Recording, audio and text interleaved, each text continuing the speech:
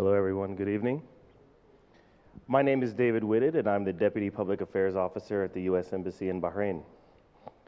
The U.S. Embassy is proud to be partnering in this year's 20th cultural season of Sheikh Ibrahim bin Mohammed Al Khalifa Center for Culture and Research. The U.S. Embassy would like to thank Sheikh Ahmed bint Mohammed Al Khalifa, founder and president of the center, for her continuing efforts to build on Bahrain's rich cultural heritage through festivals and events and collaborating with the embassy. I take this opportunity to introduce Dr. Donna Yates, an archaeologist and associate professor in the Department of Criminal Law,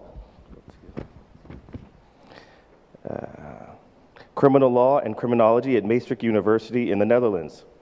She holds a BA in archaeology from Boston University and a PhD in archaeology from Cambridge University. Her master's thesis documented the sale of looted antiquities in South America at auctions in the United States, while her dissertation discussed sociology of archaeology and heritage in Bolivia. Tonight, Dr. Yates will present a talk on the illicit antiquities, a global criminal market. Dr. Yates.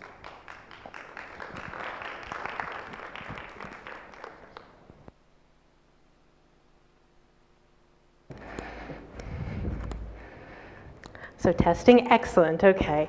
Well, first, thank you so much to the Sheikh Ibrahim Center for having me here, and so much to Sheikh Ahmed for inviting me to come to Bahrain. As I've told a few of you, coming to Bahrain is kind of a dream for me. I was an undergraduate at Boston University, and one of my favorite professors there, he actually excavated at SAR here in Bahrain in the early 1980s. So throughout his lectures, so for years, I would hear about ancient Bahrain and how ancient Bahrain connected two worlds.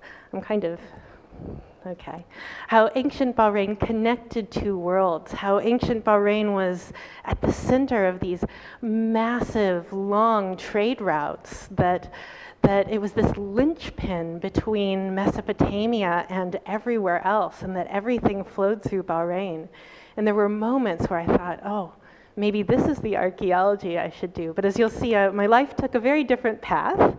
But from that moment, I always thought, oh, I want to go to Bahrain.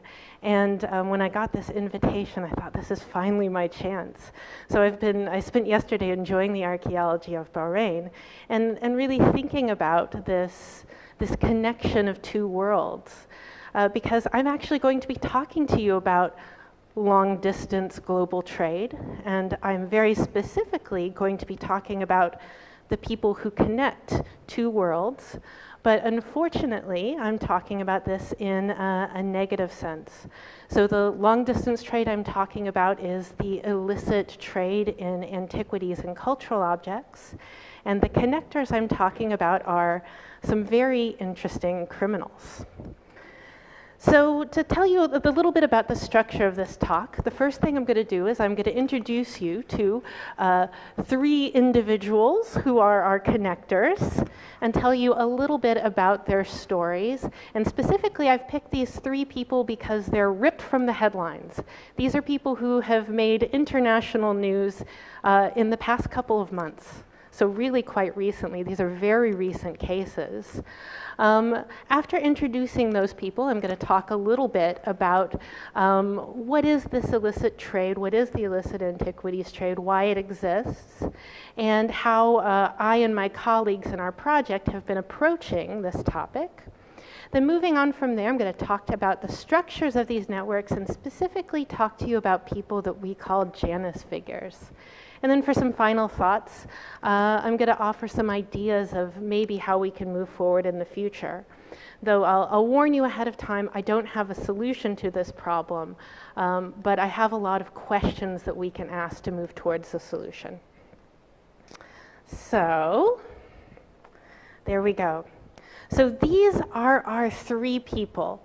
These are three dealers in Asian antiquities. They all had different kind of focuses, but mostly we're talking antiquities from India, Pakistan, Afghanistan, Cambodia, Thailand, this area of the world. And these people would all be considered ancient Asian art dealers. And this is an introduction to their world. So first we have Nancy Weiner, we have Douglas Latchford, and Shubash Kapoor. So starting with Nancy Weiner. So Nancy Weiner is an art gallery owner based in New York City. And she's actually a second-generation dealer in Asian art. Her mother was also a dealer in ancient Asian art, and she inherited the gallery from her mother. And this is kind of an interesting situation because most of the people dealing in this area are men. She and her mother were women working in this area. Her clients include the most famous museums in the world, the richest private art collectors, very respectable people and institutions. She was considered a respectable dealer to buy from. So to tell one story of Nancy Weiner, in 2005, she offered to sell the Royal Ontario Museum in Toronto this Buddha, let's see, yes, I've got a pointer, this Indian Buddha. It's a sandstone Buddha. It's called a Kushite Buddha. It's life-size. It's quite big and heavy and very fine. They're quite rare. And when one of the curators at the Toronto Museum was investigating the Buddha, looking at the paperwork, he started to suspect that the documents that Nancy Weiner provided were forgeries, that something was wrong here. And he started to suspect that the Buddha was likely stolen. So suffice to say, they decided not to buy the statue. Well and good, but Nancy Weiner moved on. So Nancy Weiner then offered this statue to the National Gallery of Australia. So again, another public museum. And in this case, the museum did not really check the paperwork she gave them. They just kind of accepted it. She gave them things like this right here. This is a signed note of authenticity and provenance of the piece, saying basically if the authenticity and provenance is ever legally questioned, she would promise to reimburse the National Gallery. And ultimately, the National Gallery bought the Buddha for over $1 million in 2007. You'll see these are not small transactions that are being made. A few years later, and after a major international scandal involving Indian antiquities at the museum, which I'll talk more about, the museum did admit that this statue was likely stolen recently even, and they voluntarily returned the statue to India. And even more interestingly, even though they didn't do their own due diligence, they tried to get a refund from Nancy Weiner. However, unfortunately for them, Nancy Weiner was charged with antiquities trafficking crimes in New York City, very publicly during an art fair. She pleaded guilty in October of 2021, so quite recently, to antiquities trafficking charges. And part of her guilty plea, she admitted some very shocking things. These are things that those of us who research this field have known for quite some time, but she absolutely said these on the record in a court of law. She admitted to buying antiquities that still had dirt on them, so obviously that came out of the ground. She admitted to knowing objects were stolen and making false histories for them, what we call false provenances or records of ownership, and knowingly selling them with these false histories. And she admitted to colluding with a number of other Asian art dealers to do this. And to quote herself, to quote her own plea, she said, "For decades, I conducted business in a market where buying and selling antiquities with a vague or even no provenance, that's this ownership history, was the norm. Obfuscation and silence are accepted responses to questions concerning the source from which an object had been obtained. In short, it was a conspiracy of the willing." So she sold items that ranged in value from $100,000 to $1.5 million. And so far, her gallery has paid $1.2 million in forfeitures and fines. So she has gone down. But if you remember, she did sell items to every museum, to every collector. So this is a problem that everybody now has. So specifically talking about this Buddha, research has shown that the Buddha was given a fake provenance, a fake ownership history linked to a man in Hong Kong, this guy Donaldson. Here's oops, sorry, let's see, Donaldson. In this note that accompanied the Buddha, Donaldson signed a letter saying that, a letter that was dated in 1985, it wasn't from 1985, that basically he bought the Buddha in Hong Kong in the 1960s. That absolutely did not happen. But this fake ownership history, this idea of a collector named Donaldson in Hong Kong, Nancy Weiner didn't make that up. She actually got that fake ownership history and that collector from another man, our next person, Douglas Latchford. So who was Douglas Latchford? Well, he was a UK national and a long-term resident of Bangkok, Thailand. He made a fortune in the pharmaceutical business and in the property business, and he reinvested that fortune in his two passions. Passion number one, supporting bodybuilding contests, so muscle people, and number two, Thai and Cambodian, specifically Cambodian antiquities. And he became the world's foremost supplier of Cambodian and Thai antiquities for decades. He even authored books with a scholar of antiquities from the region. So Douglas Latchford, he didn't have a storefront in Manhattan like Nancy Weiner, but he did sell antiquities to people, and he sold them again to the world's top museums, through top auction houses, very famous auction houses, and then directly to wealthy collectors. And for example, between 2003 and 2008, he sold 35 antiquities from Cambodia worth over $35 million to James H. Clark, who was one of the founders of the Netscape internet browser. Clark had fallen in love with Cambodia on a visit and appeared to be trying to buy Cambodia. Clark did not adequately ask where Douglas Latchford got these antiquities, so he didn't do research into the provenance. And research and court documents have shown that all of those antiquities were stolen from Cambodia and Thailand. What's been revealed is that Douglas Latchford harnessed the after effects of conflict and instability and genocide to specifically buy looted statues out of Cambodian temples. He at times were buying these directly from people associated with the former Khmer Rouge soldiers. These are really bad people. And taking advantage of this instability, exploiting a country when it was at its weakest point is absolutely what he did.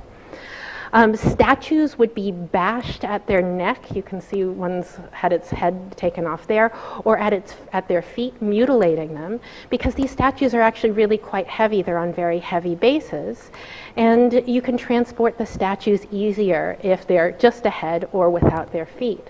But this is very interesting and exciting for us because we can tell exactly where these statues came from. They fit right back on their feet. It's like a record of the crime that isn't a photograph. And then once the antiquities from Cambodia were moved into Thailand, Latchford would come up with fake histories for them, including this guy Donaldson, other plausible things that would make the antiquity sound like something that you could legitimately buy, provided you didn't research very hard. He did this for decades, absolutely decades. Until finally in 2019, after several scandals even before that, Douglas Latchford was charged with antiquities trafficking offenses in New York. This was a good day for us who had been following him for years, but he was 88 years old and died before facing charges.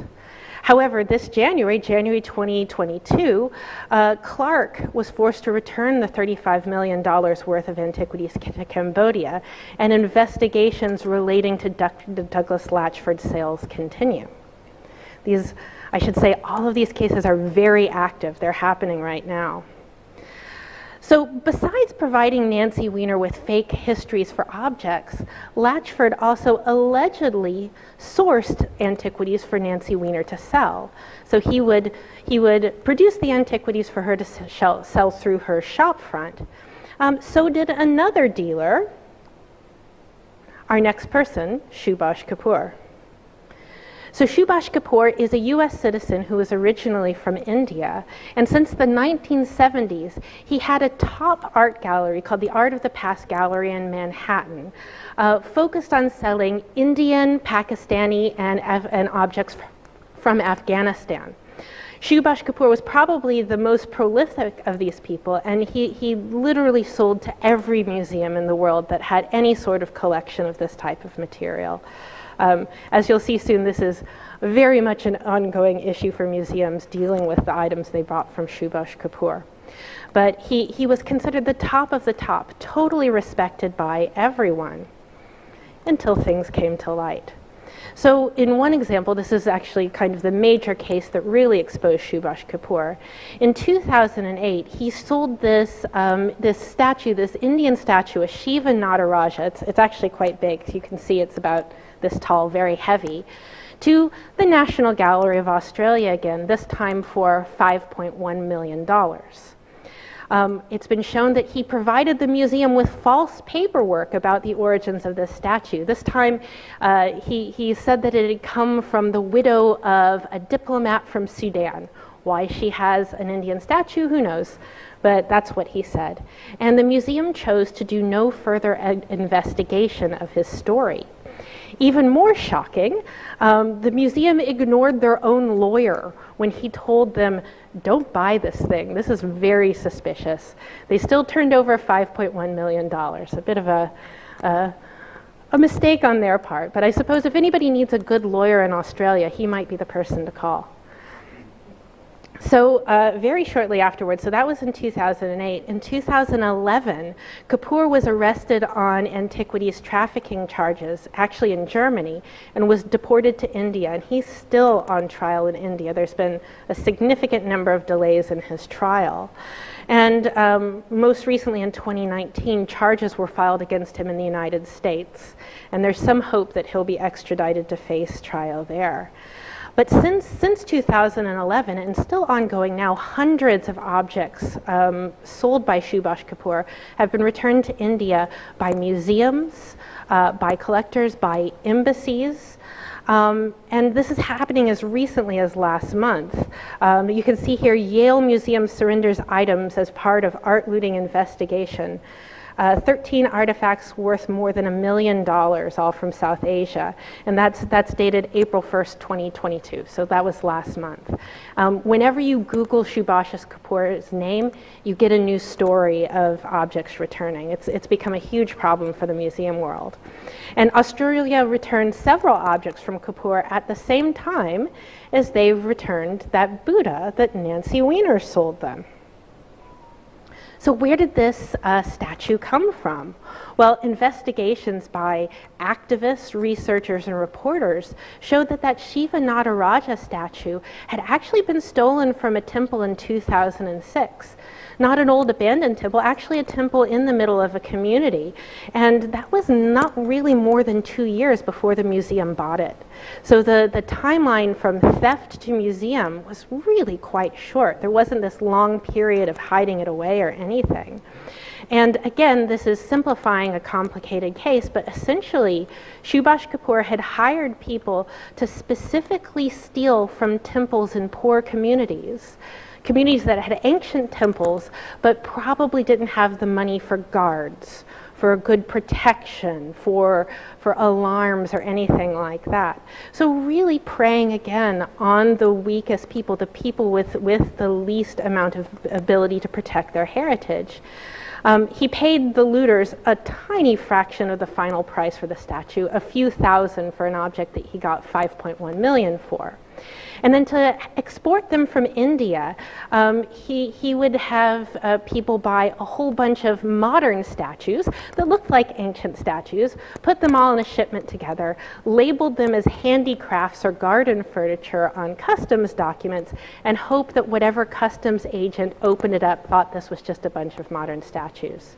He'd then slowly route the objects first through Hong Kong, then often through London, then into the United States. So slowly going through kind of places where it could pick up more paperwork and fake stories. And as you recalled, Hong Kong features in a lot of fake stories for histories of antiquities.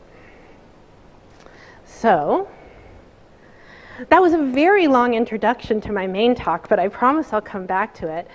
But it's interesting to think of what do these people have in common. Of course, they're all dealers in Asian antiquities. Of course, they are all people who clearly knew each other and were engaging in interesting activities with each other. But they have another thing in common. Well, they were all part of this elite art world, which is very difficult to enter. You can't suddenly decide to enter the high society of art just because you feel like it. But they were also part of the world of transnational organized crime. They did business with the wealthiest and most powerful people and institutions in the world, and they did business with people who we would easily identify as organized criminals. They had their foot in both worlds. And as such, they were the linchpin. They were the connector between these two worlds.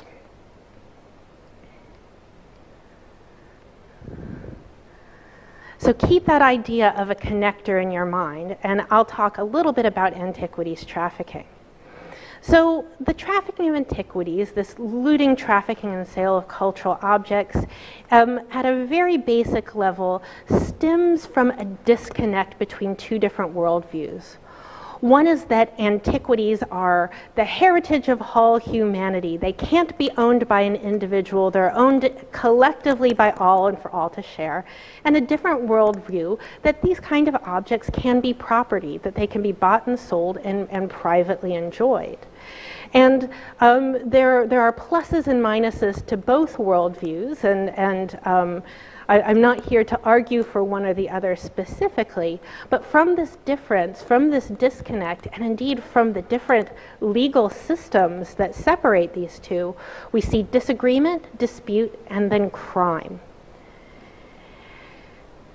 Because basically, on the criminal side, if you have a market that's desperate for an item that they can't get legally, they will source it illegally. And for the most part, you have to source your antiquities illegally. There are very few legal sources of antiquities. Many antiquities-rich countries are lower-income countries. That's certainly the case in all of the countries I'm talking about today. They were the targets of conquest, colonialism, and imperialism. And very importantly, there's a very strong association between antiquities trafficking and conflict. It happens during conflict. It happens in the instability after conflict. And in those cases, these communities that have faced very terrible things, these communities that need their heritage the most to rebuild, find that their heritage is gone. So the illicit antiquities trade, this illegal trade in antiquities, destroys identity.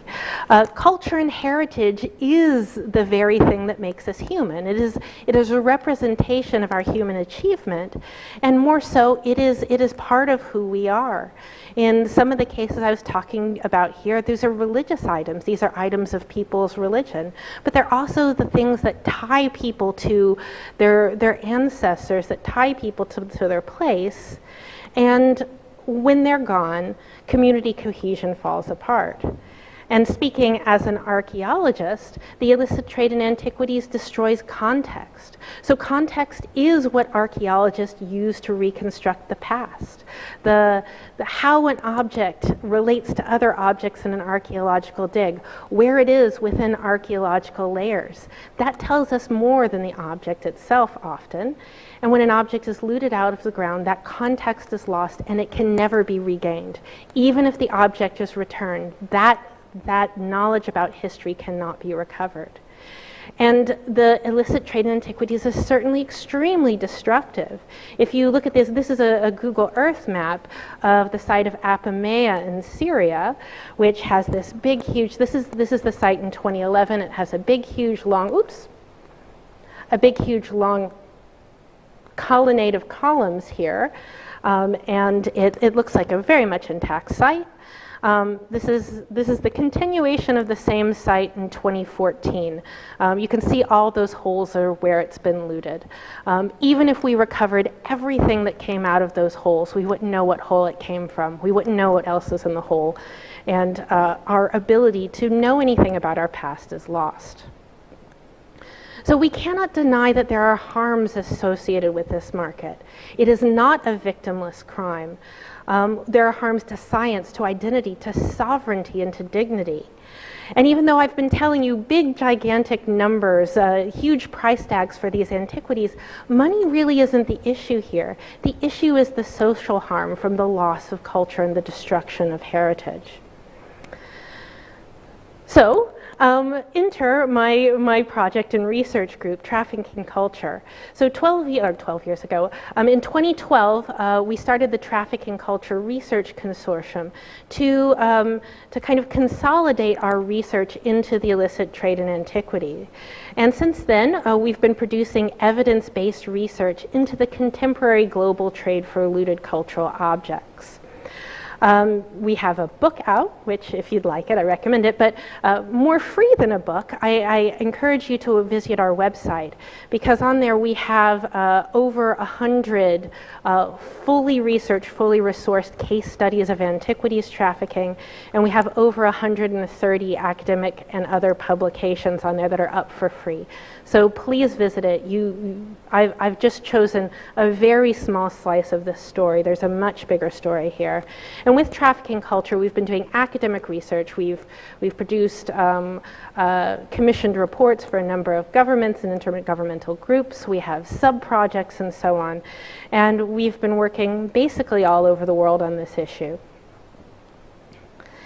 And one thing we've done through Trafficking Culture that's been a little bit of a different approach to this than before is we've actually approached this through the subject of criminology. While I may be an archaeologist, since 2012 I've been in a department of criminology, so I guess I'm a criminologist now. So moving away from, not necessarily moving away, but we see this as a multidisciplinary effort, but criminology and research from criminology really shows us kind of how our interventions stop people from committing crime and why people commit crime. So it's a more social approach. So by asking the question, what information can we gather about antiquities trafficking if we focus our attention on the crimes, we can start seeing the structure of criminal networks, the motivations of criminals at all points on the smuggling chain, and we can determine the weak links in that chain, the people and places where we can target interventions to cause the whole network to fall apart.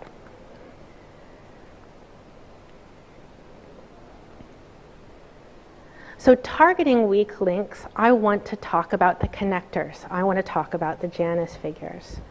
So based on our research, like I said, we've reconstructed literally hundreds of antiquity smuggling pathways. But from that, we can kind of see a basic model that most antiquities smuggling networks follow. Not all of these networks are this complicated, some are even more complicated. But this is just your kind of base model of what we see. So first we see looters. These are the people digging objects out of the ground, stealing them from heritage sites. Looters tend to sell objects to traffickers, so people who move them across borders or to different regions. Or they sell them to brokers, regional brokers who collect up objects together from a lot of different looters and then sell them on to traffickers. Traffickers sell them on to brokers, back and forth. These people tend to move these objects to people we can call intermediaries. These tend to be people who have some sort of legitimate business. They are respected members of the community. They're not as easily identified as criminals as these traffickers and brokers, who I must say are often trafficking in other items, other contraband. These intermediaries usually very much specialize in antiquities, and their role is to clean the antiquities, sometimes literally, but more like launder them, give them false histories and false provenances so they can be sold and traded. They're the ones who transition the antiquities into the more elite world of the art market. And indeed, they sell to the art market. They sell to other antiquities dealers, to auction houses. They place items in auction houses, directly to museums, to collectors, and then all of these kind of sell back and forth to each other. We can think of looters as source, and the countries that they're looting in as source countries. We can think of this middle step as transit, and we can think of this final area as the market. And in our book, we talk a lot about these different steps and what they mean. But you can already see from this chart, if we're thinking about weak links in the chain, there's a really obvious weak link. It's these intermediaries. They're right at the middle. They're doing this vital transitioning. They're connecting these two worlds. And without them, it's questionable whether this network would function. So a term that some of my colleagues came up for these people are Janus figures, because we see them like the Roman god Janus, who had one face looking into the past and one face looking into the future. So like this Roman god, we see these people as having one face looking into an antiquities illegal past and one face looking into the antiquities elite future. They're able to transact with these really quite terrifying at times criminals, and at the same time turn around and email an elite auction house directly and call people by their first name. So they have one face in each world, one foot in each world. And they're so important because unlike so many other illicit goods, so think narcotics, think arms and so on, other things that are trafficked, antiquities have to be openly consumed. They're literally being bought and sold to be put on public display. If you think of that Shiva Nataraja, it was bought to be placed in the middle of a public gallery of a national museum. So they have to have these stories. They have to have this cleaning. They have to have something plausible, or else they can't possibly be sold. So basically, I'm arguing that the antiquities smuggling chain cannot function without these intermediaries. They connect these two worlds, and they create the plausible deniability that buyers require. And I believe that these three people that we just discussed are Janus figures. They're right at that important point connecting these worlds. They knew what they were doing, and they did it very well for decades. And an interesting thing about the placement of these Janus figures, and I warn this is very kind of breaking news. This is the kind of research that we're doing literally right now. This is search Google now. These are the headlines of almost today. Is that they were able to engage in other forms of crime other than trafficking. It's what we call in the Netherlands subversive crime, and I really like that term. So beyond just smuggling and trafficking, these Janus figures are very well placed to commit other forms of financial crime or crimes that undermine public institutions.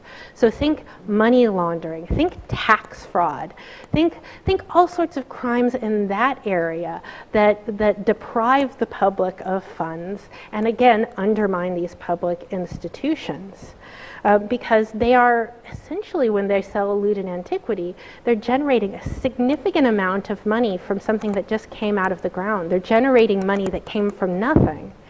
And then they then have to reinvest the proceeds of crime in interesting ways.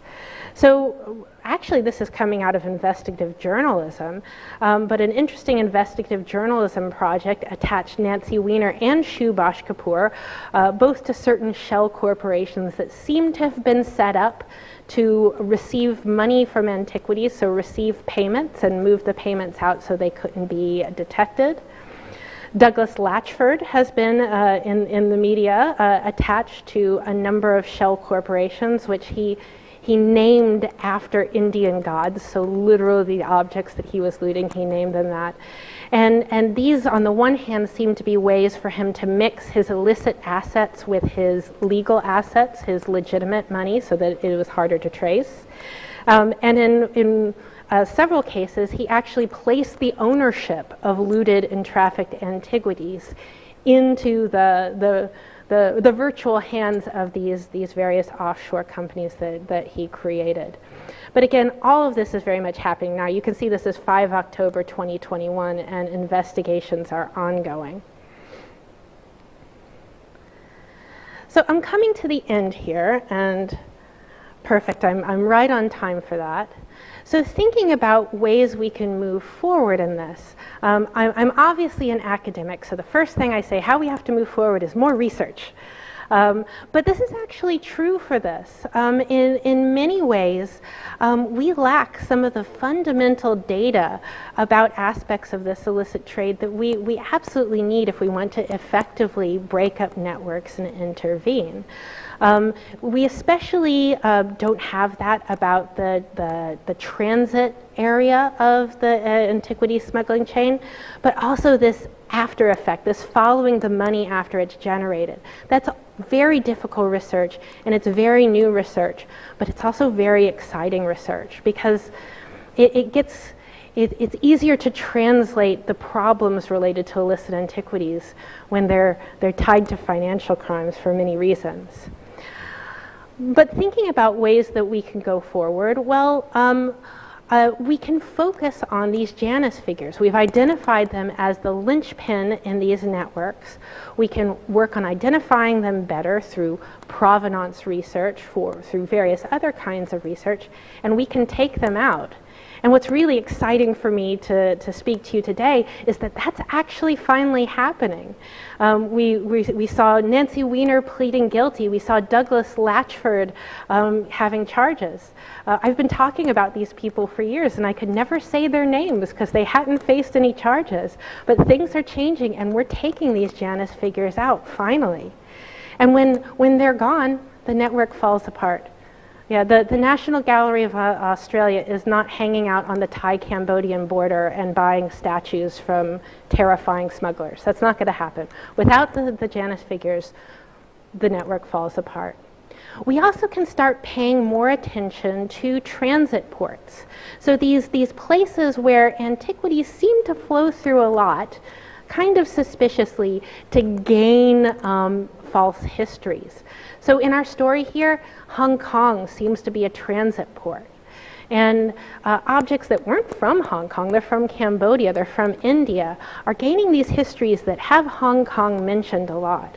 If we can identify what these transit ports are, we can first, on the one hand, treat these places as very suspicious, and any object we see that's come through them, we can say, hey, that's a red light. But we can also work to change how these transit ports approach detecting of antiquities. And kind of a success story here is the Geneva Free Port. It used to be that all illicit antiquities went through Geneva, but now Geneva's really cracked down. You wouldn't send your antiquities through there anymore because they actually do inspections, and they're quite good at it. So you can see changes when there's interventions in these transit ports. We can also focus on intense documentation. And this is the kind of thing that those in the room who are heritage professionals and heritage managers can focus on. A documented antiquity, an antiquity that you have even just a photograph of, is very hard to sell and very easy to return.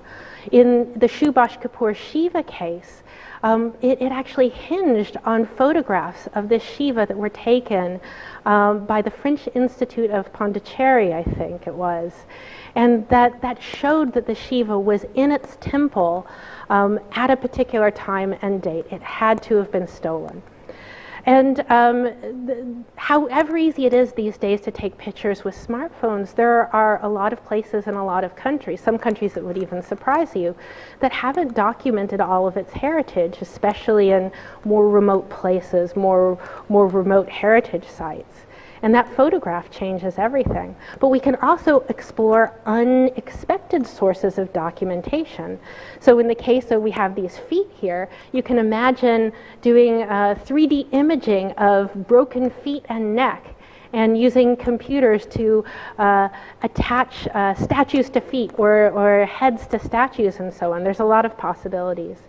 And one thing, again, that heritage professionals and museums can do, especially for the general public, would really be to promote these incidents as crimes and tell the real stories about the trafficking of antiquities in our museums.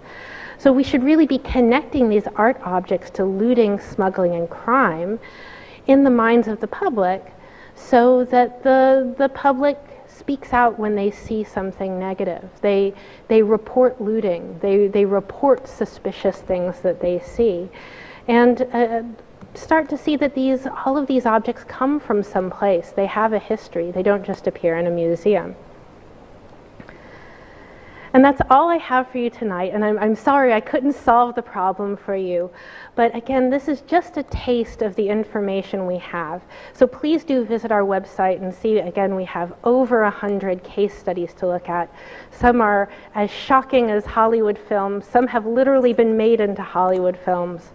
But all told, we believe that shedding light on these stories about the trafficking of antiquities moves us closer to preventing the antiquities from being stolen in the first place. So thank you very much.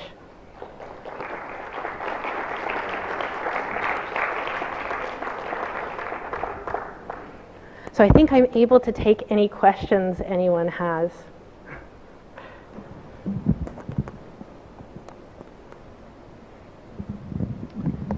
I would like to ask you about the UNESCO Convention on Illicit Trade of Antiquities. So far it has 140 plus countries. The United Nations has about 190 countries, 191, 3, something like that. So there are 50 countries that are not yet members of the United Nations.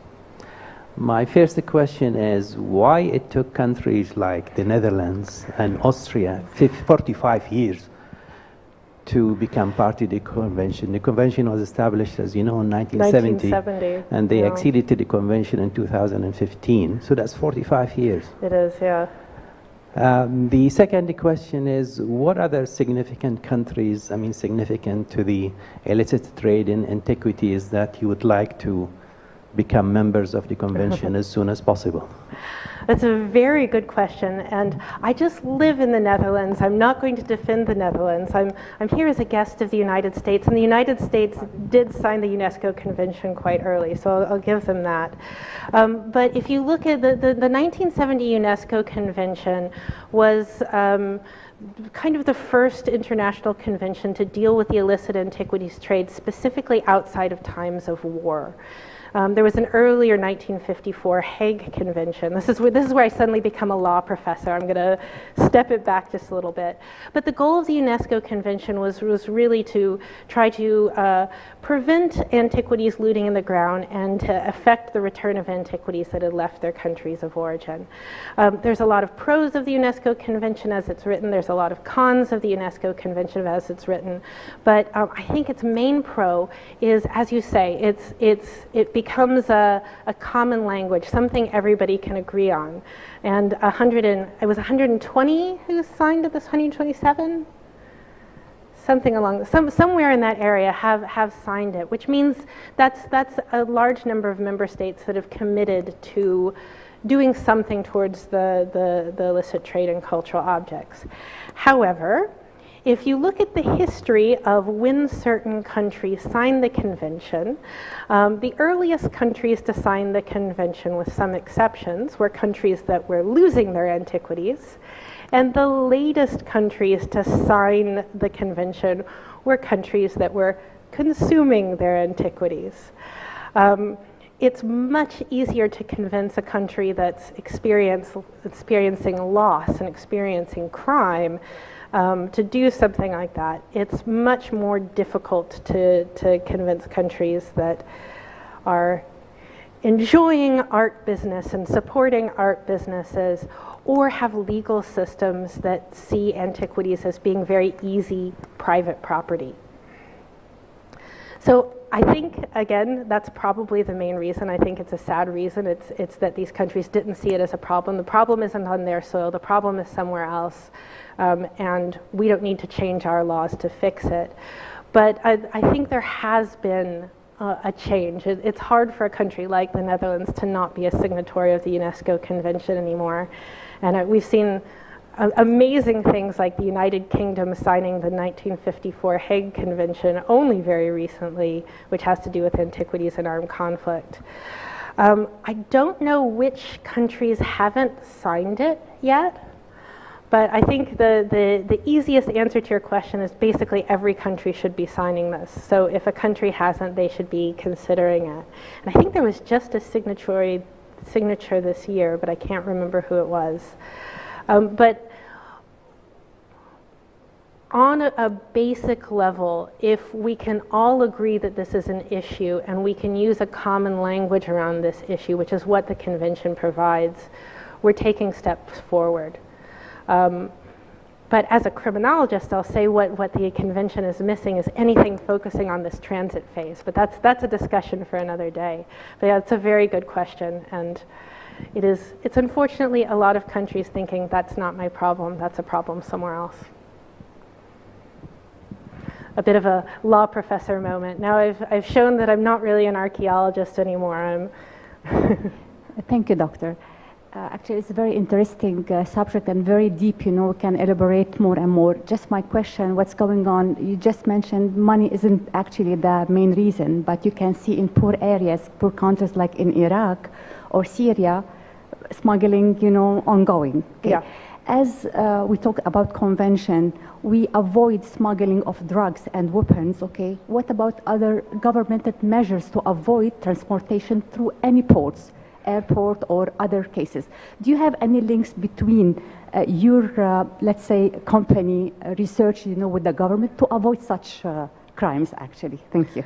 So are you asking more on like internal country efforts to prevent that? Well, we and colleagues, we've engaged in a lot of training of police and heritage workers, specifically on the one hand, for identifying these objects, what you do in case you found an antiquity, who you can call and so on. But also the more difficult issues of dealing with external countries once the object has left those countries. I could say I'm involved in a training that's happening in Egypt in 2 weeks' time that Bahrain will be attending that focuses on heritage workers, but also police and financial crimes units, that is meant to kind of link up these groups of people that don't necessarily always speak to each other, but also raise this issue to financial crimes investigators who probably haven't really thought about it before. We are mostly an academic group, but part of our academic mission has been to try to develop not so much awareness raising, but more campaigns towards, I hate the term, but capacity building in law enforcement. Because law enforcement, border officials and so on, they're not archaeologists. This is very difficult stuff. It's very specialist stuff. But if you can give them the confidence to ask questions about these objects, it's often extremely effective. So I hope that answered your question.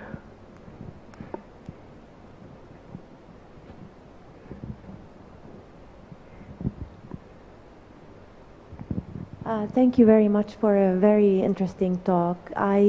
You mentioned 3 stages, the looters, the intermediaries, and then the end market. And obviously for whether the looters or the intermediaries, the main reason from what I understand is, or motivation is money. But when it comes to the final, like museums, I would think that is a step where very stringent and very strict identification methods should be used, because if the intermediaries cannot sell to museums, then what's the point? Yeah. What do you think about that? I think you're absolutely right. And actually, if you asked me 2 days before specifically the Shubash Kapoor network was exposed, if that level of antiquities, illicit antiquities being sold to museums was still happening, I would say no, museums have cleaned up their act, they're not doing that anymore. Then of course the news breaks that I think the National Gallery of Australia is paying millions for these items, so this issue is still going on in a number of ways. I think it's gotten significantly better within museums, more and more in the past few years. I think that there are more checks and requirements to fully research provenance documents and so on. And more so museums actually can't afford to buy antiquities anymore. They're too expensive for underfunded museums. But you enter into a situation where museums get donations from people. So they're offered donations that they can't refuse from collectors who may be trustees, who may be donors otherwise. And because again, our cultural institutions are often very poorly funded, they can't risk offending this person. They may not do the same amount of checks. They may be told at a higher level, just take this collection, don't cause any problems. And in the exposure of the Shubash Kapoor case, there's been a number of pieces that were donated, and it's actually the same with Douglas Latchford, that were donated to museums, and museums are having to return donations. So they didn't make the first initial purchase. They made a poor decision. But aside from some of the items that I made today, the biggest problem museums have are decisions that were made in the past. Maybe the past only 20 years ago. I would hope that at this point today, there's less of this going on. When you join the International Council of Museums, ICOM, I do this every year. When you're filling out the form to continue your membership, there's actually one tick box on the digital form. It's the only tick box on there, which you have to tick a box that says, basically, I promise not to engage in the illicit trade in antiquities. So it's being brought up in a number of interesting ways to museum professionals, just kind of forcing them to think about it. It's being incorporated into museum trainings. All of the museum, the kind of international museum groups are hosting trainings and lectures on this topic, and even in that small level, you have to tick a box saying that you're not going to do it. So I think more and more it's harder to have these items enter museums, but we still have this problem of kind of donations, and no one's really researched that particular pathway very much, and we need to give museums the tools to say no to donations that they might really want to take, I suppose. But yes, they should absolutely have known better. All of the museums there should have known better. I won't defend them at all, especially in the case where the Toronto Museum could see that something was wrong and another museum didn't. But. Good evening. Thank you for the presentations. Can you give us a small briefing about the antiquity trafficking in the critical part of the world, like what happened in the Iraq and Syria? I will admit, first of all, that I do not work in Iraq and Syria. So I'll give you the poorest of updates, which is referring you to the work of some colleagues of mine. My colleagues, Neil Brody, who is an academic, he's an archaeologist, and he's kind of one of the founders of Illicit Antiquities research. He's been working with a number of people in Syria, very specifically an NGO called Heritage for Peace that's based in Spain, and the founder of Heritage for Peace, a researcher there named Isber Sabrine. And Neil and Isber have been doing really interesting work collecting really solid information on the ground in Syria and kind of bringing it out. And if you go to our website, you can access all of their papers on the topic for free. It's very good. And anything I say would be me poorly remembering from Isber and from Neil. But also Isber's website, Heritage for Peace, again, has a lot of what they're doing specifically in Syria. Isber's Syrian. So. It is part of my research study. So Neil Brody is in trafficking culture. But if you actually ask for my area of specialty, it's the Americas, so Central and South America. I can tell you a lot about that, but we do have a focus on the region. It's just not me that does it. Thank you.